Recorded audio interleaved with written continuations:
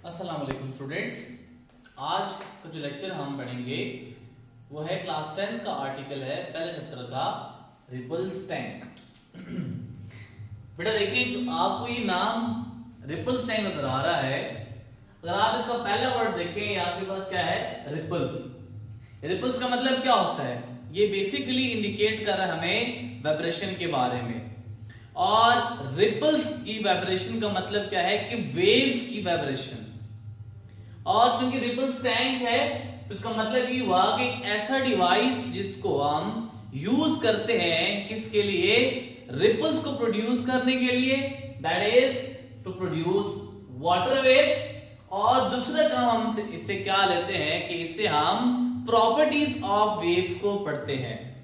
और जो आपकी बुक में अगर देखा जाए जो प्रॉपर्टीज है वो एक आपके पास है रिफ्लेक्शन, दूसरी आपके पास है रिफ्रैक्शन और तीसरी आपके पास कौन सी है, डायफ्रैक्शन। ये तीन प्रॉपर्टीज आप इस रिपल्स टैंक से जस्टिफाई करेंगे, हम उसको पढ़ेंगे।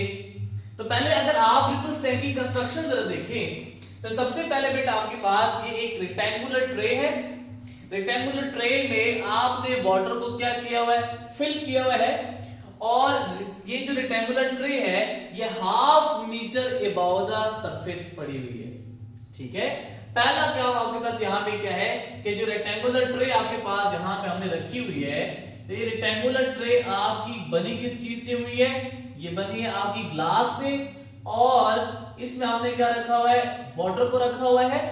और ये जो हमने ग्लास ट्रे रखी हुई है वो जमीन से तकरीबन आप कहते हैं कि हाफ मीटर अबव है। दूसरी मेन बात इसमें क्या है कि वाइब्रेटर, एक वुडन ब्लॉक आपने लिया हुआ है, उस वुडन ब्लॉक के ऊपर आपने एक मोटर है उसको आपने क्या किया हुआ है, फिक्स किया हुआ है। लेकिन ये मोटर कुछ इस तरह की है कि ये क्या कर रही होगी, वाइब्रेट कर सकती है, ऑसिलेट कर सकती है, इसलिए इसको नाम दिया जाता है कि क्या है, वाइब्रेटर है। यानी एक ऑसिलेटिंग इलेक्ट्रिक मोटर को आपने इस वुडन ब्लॉक के ऊपर क्या किया हुआ है, फिक्स किया हुआ है।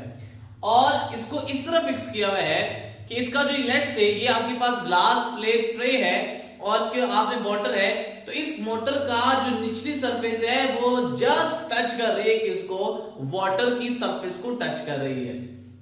अब इस वाटर को आपने एक पावर सप्लाई दी हुई है, यहां से पावर सप्लाई ऑन करेंगे तो ये वाटर सरफेस आप देखेंगे मोटर क्या करेगी, ऑसिलेट करेगी। अब जो तीसरी बात इसमें है वो ये है कंस्ट्रक्शन में कि यहाँ पे आपने एक लैंप जो कि बल्ब है वो आप यूज कर रहे हैं। इस बल्ब का मकसद क्या है कि जब ये रोशन होगा तो जो रिपल्स प्रोड्यूस होंगी उसको हम नीचे यहाँ पे कुछ अक्स बनेगा, उसका शेडो बनेगी उसकी, तो हम उससे वहां पे उसकी प्रॉपर्टीज को जस्टिफाई कर सकते हैं और उसको हम देख सकते हैं कि हमारी प्रॉपर्टीज हम कैसे उसको एलैबोरेट करेंगे और जो रिपल्स प्रोड्यूस हुई है उनकी शेप कैसे है। तो इसकी बेसिक फिजिक्स क्या है कि देखिए बेटा, सबसे पहले आपने एक मोटर सप्लाई को क्या कर दिया, एक ऑन कर दिया। अब जब आप इसको ऑन करेंगे तो ये जो मोटर आपने लगाई हुई है कि क्या करेगी, ऑसिलेट करेगी। जब ऑसिलेट करेगी तो आपको पता है बेटा कि आपने क्या किया है, इस वाटर के सरफेस के ऊपर आपने लोअर सरफेस को टच कर रहा है। जब ये ऑसिलेट करेगा तो होगा क्या कि इस वाटर सरफेस में जैसे ही थोड़ी बहुत टचिंग होगी, वाइब्रेशन होगी, तो इसमें रिपल्स प्रोड्यूस होना स्टार्ट हो जाएंगे। अब जब रिपल्स प्रोड्यूस होंगे तो वो कुछ आपके पास ये शेप बनती है। और आपने चूंकि ये लैंप यहाँ पे लगाया हुआ है तो जब ये रोशनी इसके ऊपर पड़ेगी तो आपकी जो रिपल्स की जो शेप है वो कुछ इस तरह की बनेगी। अब याद रखिए बेटा कि जो फ्रीक्वेंसी के साथ ये मोटर ऑसिलेट कर रहा है हम उसकी फ्रीक्वेंसी को चेंज नहीं कर रहे और ना ही हम उसकी मोटर की कोई और हम यहाँ पे लगा रहे हैं। वो मोटर हमने जो पहले यूज किया था वही हम यूज किए जा रहे हैं थ्रू आउट इस एक्सपेरिमेंट में। अब जो ये शेप आपको नजर आ रही है बेटा, अगर ये आप देखिए ये जो आपके पास रिपल्स है ये बिल्कुल स्ट्रेट फॉर्म में जा रहे हैं। अब जो स्ट्रेट फॉर्म में रिपल्स आपके पास प्रोड्यूस हो रहे हैं यही आपके रिपल्स आगे फॉरवर्ड डायरेक्शन में क्या करेंगे, वो मूव किए जाएंगे। इसमें एक बात बड़ी इंपॉर्टेंट नोट करने वाली है। तो बेटा देखिए आपको कुछ ये यहाँ पे हम कहते हैं कि ये डार्क शेप जो आपके पास है जो कि ब्लू मार्कर से लाइन दिखाई गई है और हर दो ब्लू लाइन के दरमियान एक आपके पास गैप नजर आ रहा है जो कि व्हाइट है। अब जो ये ब्लू जितनी भी लाइंस आपके पास है ये बेसिकली किस चीज को इंडिकेट कर रही है? ये बेसिकली हम कहते हैं कि ये क्या है, आपके पास है डार्क फ्रिंज, या आप उसको इस तरह भी कह सकते हैं कुछ कि ये आपके पास कौन सी है, ब्राइट फ्रिंज, और जो आपके पास ये यहां पे कुछ भी नहीं बना हुआ गैप जो है, ये बेसिकली किसको इंडिकेट कर रही है, डार्क फ्रिंज को। अब ब्राइट फ्रिंज और डार्क फ्रिंज क्या है, याद रखें कि जो ब्राइट फ्रिंज आपके पास बनती है वो किसकी वजह से बनती है, due to constructive interference. Constructive interference क्या चीज होती है, जब एक वेव ट्रैवल कर रही है, लेट्स सी आपके पास एक वेव है जिसका क्रस्ट है और ट्रफ है, और एक और वेव है जो कि आपके पास यहां पे क्या है, एक क्रस्ट और ट्रफ यहां पे मूव कर रहा है। तो बेटा अगर ये कंडीशन हो कि एक वेव का क्रस्ट दूसरे वेव की क्रस्ट के ऊपर पड़े, या एक वेव का ट्रफ दूसरे वेव के ट्रफ के ऊपर पड़ेगा, तो नेट एम्पलीट्यूड उस रिजल्टेंट वेव का पहले दोनों वेव्स की करस्पॉन्डिंग क्या हो जाएगा, वो ग्रेटर हो जाएगा। तो आपको नजर आएगा कि एम्पलीट्यूड मैक्सिमम नजर आएगा। इसको हम कहते हैं क्या कहलाता है, कंस्ट्रक्टिव इंटरफेरेंस, और कंस्ट्रक्टिव इंटरफेरेंस की वजह से आपके पास क्या बनती है, ब्राइट फ्रिंज बनती है। अब डार्क फ्रिंज क्या है, ये बेसिकली ड्यू टू किसकी वजह से बनती है, डिस्ट्रक्टिव इंटरफेरेंस। अब डिस्ट्रक्टिव इंटरफेरेंस क्या है कि अगर आपको कोई भी एक वेव आपके पास है जिसका क्रस्ट और ट्रफ है, और वो दूसरी वेव के किसी भी, लेट्स से हम कहते हैं कि फेज चेंज हो रहा है, यानी पहली वेव का क्रस्ट है, दूसरी वेव का क्या है, ट्रफ है, फिर नेक्स्ट पहली वेव का आपके पास ट्रफ जा रहा है, दूसरी वेव का क्या जा रहा है, क्रस्ट जा रहा है। तो अगर ये कंडीशन हो तो उस टाइम में आपका जो नेट रिजल्टेंट आएगा वो क्या आएगा, जीरो। एम्पलीट्यूड उस रिजल्टेंट वेव का क्या हो जाएगा, लेस हो जाएगा दोनों की वेव से। तो इसको हम नाम देंगे क्या कहलाता है, डिस्ट्रक्टिव इंटरफेरेंस। तो बेसिकली आपके पास जो ब्राइट फ्रिंज बन रही है वो कंस्ट्रक्टिव इंटरफेरेंस की वजह से बन रही है, और जो आपकी डार्क फ्रिंज है वो बन रही है किसकी वजह से, ड्यू टू डिस्ट्रक्टिव इंटरफेरेंस बन रही है। अब देखिए बेटा कि हमने पहले प्रॉपर्टीज कौन सी पढ़नी है, रिफ्लेक्शन, फिर हमने पढ़नी है रिफ्रैक्शन, और तीसरा हमने क्या पढ़नी है, डायफ्रैक्शन। सबसे पहले आपके पास क्या है, एक पहली प्रॉपर्टी वो आपके पास है रिफ्लेक्शन। अब जो रिफ्लेक्शन प्रॉपर्टीज को पढ़ने के लिए लेट्स से बेटा आपने यहां पे जो ये आपकी वेव्स की रिपल्स प्रोड्यूस हो रहे हैं वो आगे फॉरवर्ड डायरेक्शन में क्या कर रहे हैं, ट्रैवल किए जा रहे हैं। फॉरवर्ड डायरेक्शन में जब ट्रैवल किए जा रहे हैं, हमने क्या किया हुआ है, उनकी डायरेक्शन के सामने एक क्या कर दिया है, बैरियर रख दिया है, कोई भी ऑब्स्टिकल रख दिया है। लेट्स से हमने कोई भी एक बैरियर जो कि आपके पास ये बैरियर है, इस बैरियर को हमने यहां पे इस वेव्स की फॉरवर्ड डायरेक्शन में प्रोपेगेशन जो है उसके सामने यहां पे इसको रख दिया है। अब है क्या कि जो वेव्स यहां पे पहले आ रही है वो इस वेव के जहां पे जो बैरियर है उसकी सरफेस से टकराएगी, और टकराने के बाद क्योंकि वो नेक्स्ट मीडियम यहां से पास आउट तो कर नहीं सकती, तो वो जैसे टकराएंगी वो उसी प्रीवियस मीडियम में क्या हो जाएगी, वापस चले जाएंगी। तो जो ये फिनोमेना है कि जिसमें एक वेव आती है और बाउंड्री के ऊपर स्ट्राइक करे, और बाउंड्री में स्ट्राइक करने के बाद वापस प्रीवियस मीडियम में चली जाए, तो इस हम फिनोमेना को नाम देते हैं क्या कहलाता है, रिफ्लेक्शन कहलाएगा। इसमें तीन चीजें बड़ी इंपॉर्टेंट है जो कि याद करने वाली और याद रखने वाली है। डिटेल के साथ आप ज्योमेट्रिकल ऑप्टिक्स जो आपका चैप्टर है उसमें हम पढ़ेंगे। तो बेटा देखिए कि जो वेव आपकी स्टार्ट में आ रही है सोर्स से, यहां के मतलब क्या हुआ कि ये जो आपका सोर्स है, जो वेव आ रही है, इन वेव्स को नाम दिया जाता है कि ये कौन सी वेव है, इंसिडेंट वेव्स है। और उसको डिफाइन कैसे करते हैं, incident waves are the waves which are coming from the source and known as incident wave। यानी वो वेव्स है जो कि एक सोर्स से आ रही है, और वाटर क्या के अगर आपने वेव्स ली है तो उन वेव्स को कहा जाएगा जब आपकी ये वेव दूसरे मीडियम के ऊपर स्ट्राइक नहीं हुए। अब देखिए बेटा एक हम करते क्या है कि लाइन ड्रॉ करते हैं जो कि इस सरफेस के बिल्कुल परपेंडिकुलर होगी, और उस लाइन को नाम दिया जाता है क्या कहलाएगा, normal line. Normal line basically करता क्या है? Normal line is a line which is perpendicular to the any surface and it helps to study the angle of incidence and the angle of reflection.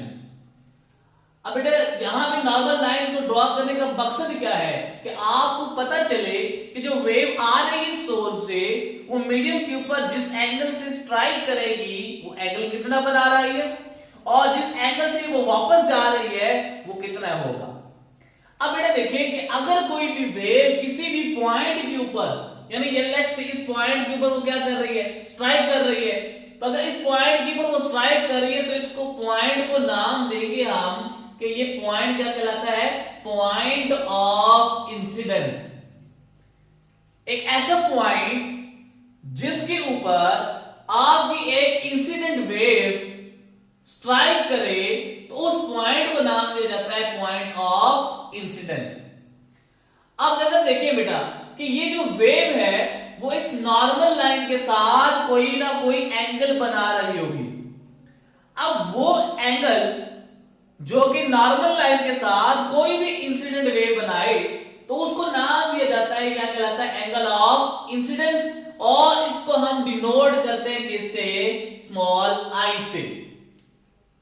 तो ये आपका angle of incidence है कि जिसके जरिए से वो आपके पास किसी भी पॉइंट ऑफ इंसिडेंस के ऊपर स्ट्राइक कर रहा है। तो एंगल ऑफ इंसिडेंस क्या कहलाएगा, कैसे डिफाइन करेंगे, हम कहेंगे कि the angle which is subtended by the incident wave with a normal line is known as angle of incidence.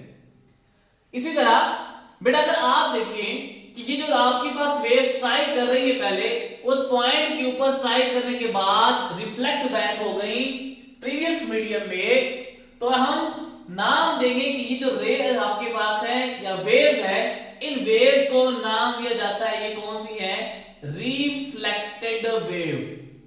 यानी वो वेव जो स्ट्राइक करने के बाद उसी मीडियम में वापस चली गई है उन वेव्स को नाम दिया जाता है, क्या कहलाती है, रिफ्लेक्टेड वेव्स। अब ये भी वेव्स किसी एंगल बना रही है नॉर्मल लाइन के साथ, तो हम कहेंगे कि इस नॉर्मल लाइन के साथ जितना एंगल बन रहा है उस एंगल को क्या कहते हैं, एंगल ऑफ रिफ्लेक्शन। जब डिफाइन करेंगे तो हम उसको क्या कहेंगे, the angle which is subtended by the reflected ray with a normal line is known as angle of reflection. तो डेफिनेशन क्या हो गई आपकी रिफ्लेक्शन की, कि बेटा हम डिफाइन कैसे करेंगे कि when a wave moving in a one medium strike on the surface of another medium it bounce back to previous medium, this phenomena is known as reflection. कि जब कोई भी इंसिडेंट वेव किसी भी मीडियम के बाउंड्री या उसके ऊपर वो स्ट्राइक करे और स्ट्राइक करने के बाद वापस प्रीवियस मीडियम में बाउंस बैक हो जाए तो उसको हम कहते हैं, क्या कहलाता है, रिफ्लेक्शन ऑफ वेव्स। एक बात बड़ी इंपॉर्टेंट है बेटा कि जब आप रिफ्लेक्शन के फिनोमेना की बात करते हैं तो रिफ्लेक्शन के फिनोमेना के लिए मस्ट है कि एंगल ऑफ इंसिडेंस और एंगल ऑफ रिफ्लेक्शन बराबर होगा। ये डिटेल के साथ आप बेटा ज्योमेट्रिकल ऑप्टिक्स में पढ़ेंगे, ठीक है। यहां पे सिर्फ इतना याद रखें कि यहां पे क्या होगा कि एंगल ऑफ इंसिडेंस बराबर होगा किसके, एंगल ऑफ रिफ्लेक्शन के। अगर इंसिडेंट रे 30 एंगल के साथ स्ट्राइक कर रही है बाउंड्री को तो वापस जब जाएंगे तो वो भी एंगल कितना होगा, 30 होगा। अगर एक आपके पास इंसिडेंट वेव स्ट्राइक कर रही है विद एंगल ऑफ 60 तो रिफ्लेक्शन जब होगी तो वहां भी एंगल कितना होगा, 60 के बराबर होगा। अब ये कुछ डेफिनेशन थी और इसके बारे में फिजिक्स थी। दूसरी चीज इस रिफ्लेक्शन में बड़ी इंपॉर्टेंट है बेटा कि अगर आप डेप्थ को चेंज करेंगे वाटर के तो उसके लिहाज से जो स्पीड है वेव की वो भी चेंज हो जाएंगे। हम देखते हैं कैसे, आपने एक रेक्टेंगुलर बॉक्स कंसीडर कर लिया और एक वाइब्रेटर आपने यहाँ पे बॉटम में रख लिया। आपकी बुक में लिखा हुआ है कि बेटा यहाँ पे आपने एक ब्लॉक रखा हुआ है जिसके अगर अपवर्ड सरफेस पे होगा तो वहां पे शैलोवर वाटर होगा और जहां पे नीचे क्या हो जाएगा, उसके डीप वाटर हो जाएगा। तो बेटा डीप वाटर और शैलोवर वाटर में फर्क क्या है, जब आप वाइब्रेटर को ऑन करेंगे तो यहां पे देखेंगे कि जितने भी रिपल्स प्रोड्यूस हो रही हैं तो जितना भी गहरा पानी है उनमें जो आपकी वेवलेंथ है बिटवीन द रिपल वो क्या है, ज्यादा है, इसलिए हम कहेंगे कि वो आपके पास क्या है, डीप वाटर है। और अगर आप उससे दूर जाते जा रहे हैं तो बेटा देखेंगे कि उनकी जो दरमियान वेवलेंथ आ रहा है जो आपके पास है वो क्या हो रहा है, डिक्रीज हो रहा है। अब ये वेवलेंथ डिक्रीज होने पे हम कहते हैं क्या कहलाता है, शैलोअर वाटर। अब जब भी वाटर डीप होगा तो वेवलेंथ आपकी देखिए क्या हो रही है, इंक्रीज हो रही है। तो according to the formula v is equals to f lambda। अगर आप देखें कि स्पीड दो फैक्टर्स के ऊपर डिपेंड कर रही है, फ्रीक्वेंसी के ऊपर और वेवलेंथ के ऊपर। तो देखिए बेटा यहां पे मैंने बात की थी कि आप जो मोटर यूज कर रहे हैं वो थ्रू आउट एक्सपेरिमेंट में सेम मोटर है, फ्रीक्वेंसी उसकी सेम रहेगी, फ्रीक्वेंसी हम चेंज नहीं कर रहे, सिर्फ चेंज क्या हो रहा है यहाँ पे, वेवलेंथ चेंज हो रही है। तो अगर आप वेवलेंथ इंक्रीज हो रही है डीप वाटर में तो स्पीड भी क्या हो जाएगी, ज्यादा हो जाएगी। इसका मतलब ये हुआ कि डीप वाटर में आपकी जो स्पीड होगी वेव की वो क्या होगी, ग्रेटर होगी। इसी तरह शैलो वाटर में वेवलेंथ कम है तो वहां की स्पीड भी क्या हो जाएगी, कम हो जाएगी।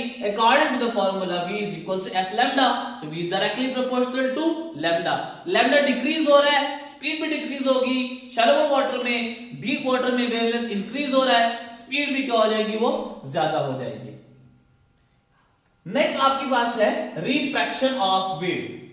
रिफ्रैक्शन ऑफ वेव क्या है कि बेटा कोई भी रिपल्स आपकी फॉरवर्ड डायरेक्शन में मूव कर रहे हैं, यहां पे आपने क्या किया हुआ है कि एक बैरियर आपने यहां पे क्या कर दिया, उसको रख दिया है। अब जब आप देखेंगे कि ये आपके पास लेट से मैं कहता हूं मीडियम 1 है और ये आपके पास क्या मीडियम 2 है। अब हो क्या रहा है कि रिपल्स यानी वेव्स एक मीडियम से दूसरे वेव में ट्रांसफर हो रही है, जा रही है, पास कर रही है। तो अगर आप देखें बेटा कि ये पहले जो आपके पास वेव्स है उसकी जो डायरेक्शन बनती है वो कुछ आपके पास ये बनती है। अगर आप इस पॉइंट के ऊपर देखें बेटा कि जिस पॉइंट के ऊपर वो स्ट्राइक करेगा, हमने वहां पे नाम दिया कि वो कौन सा पॉइंट है, पॉइंट ऑफ इंसिडेंस।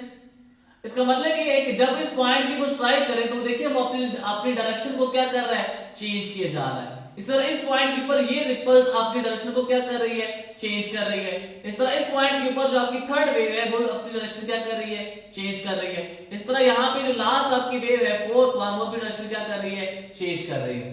तो जब एक वेव दूसरे मीडियम में ट्रांसफर होती है पहले मीडियम से, तो उसकी जो ट्रैवलिंग की डायरेक्शन है वो क्या हो जाती है, चेंज हो जाती है। तो इसको हम नाम देते हैं कि ये जो आपकी प्रॉपर्टी है ये क्या कहलाती है, रिफ्रैक्शन ऑफ वेव।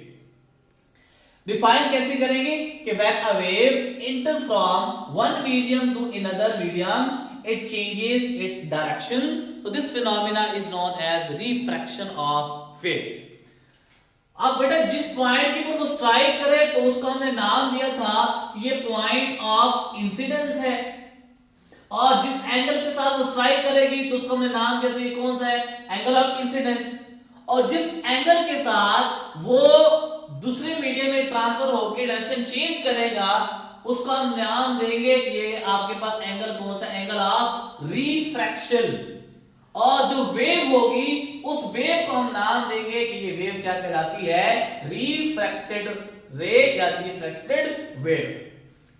तीसरी प्रॉपर्टीज देखिए बेटा, आपके पास है डायफ्रैक्शन ऑफ वेव।